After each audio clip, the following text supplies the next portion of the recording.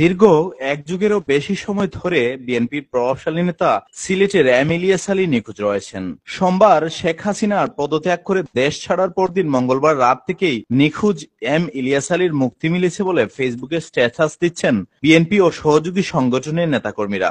তাদের এই আশার কারণ জামাত নেতা মীর কাশেম আলীর পুত্র এবং জামাতের সাবেক আমির গুলাম আজমের পুত্র আয়নাগর থেকে ফেরত আসায় এ আশাটা বেড়ে চলেছে নেতাকর্মীদের মধ্যে। অনেকেই সুক্রিয়া জানিয়ে পোস্ট দিচ্ছেন, সাধারণ মানুষের মুখে মুখেও চলছে আলোচনা।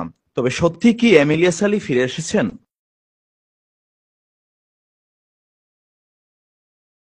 এ ব্যাপারে ইলিয়াস আলীর ছেলে ও মেয়ে সামাজিক যোগাযোগ মাধ্যম ফেসবুকে জানিয়েছেন এখনো তার বাবা ফেরেননি। তারা এ সময় গুজব না ছড়াতে সবাইকে অনুরোধ জানান। ইলিয়াস আলীর ছোট ছেলে এম লাবিব সারা তার ফেসবুক আইডিতে লিখেন, আমার বাবা এম ইলিয়াস আলীর কোনো সন্ধান আমরা এখন পর্যন্ত পাইনি। দয়া করে গুজব ছড়ানো থেকে বিরত থাকুন। আপনারা দোয়া করুন তিনি যাতে খুব শীঘ্রই আমাদের মাঝে অক্ষত অবস্থায় ফিরে আসেন। কোনো সন্ধান পাওয়ার সাথে সাথেই আমরা অবশ্যই আপনাদের জানাবো।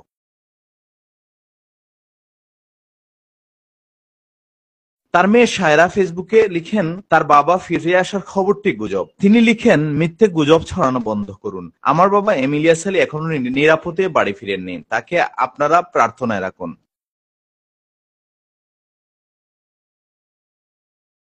এদিকে মঙ্গলবার নিজের ফেসবুক আইডিতে ইলিয়াস আলীকে ফেরত চেয়ে স্ট্যাটাস দিয়েছেন তার সহধর্মিণী তাহসিনা রশিদ লুনা।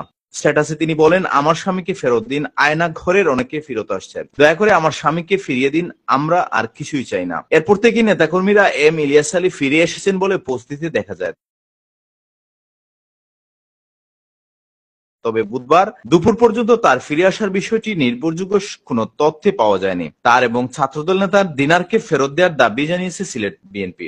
আমরা আমাদের প্রিয় নেতা বিএনপির সিলেট জেলার সাবেক সভাপতি এবং কেন্দ্রীয় বিএনপির সাংগঠনিক সম্পাদক এম ইলিয়াস আলী, ছাত্রনেতা ইফতেখার আহমদ দিনার, জুনেদ আহমদ, আনসার আলী সহ আমরা আরো অনেক নেতা সিলেট জেলায় আমরা এবং মহানগরে আমরা নেতাকে আমরা হারিয়েছি। হাসিনার রাজনৈতিক রূপান্তরের পরে যে সকল নেতা কর্মীরা গুম হয়েছেন তাদের ফিরিয়ে দেওয়ার আজকে আমরা দাবি জানাচ্ছি।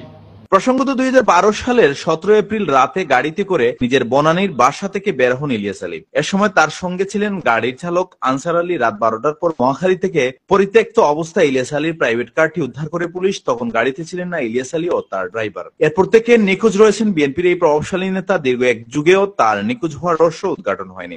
নিখোঁজ হওয়ার পর থেকে সিলেট বিএনপি নেতারা নানা প্রতিবাদ কর্মসূচি করে আসছেন।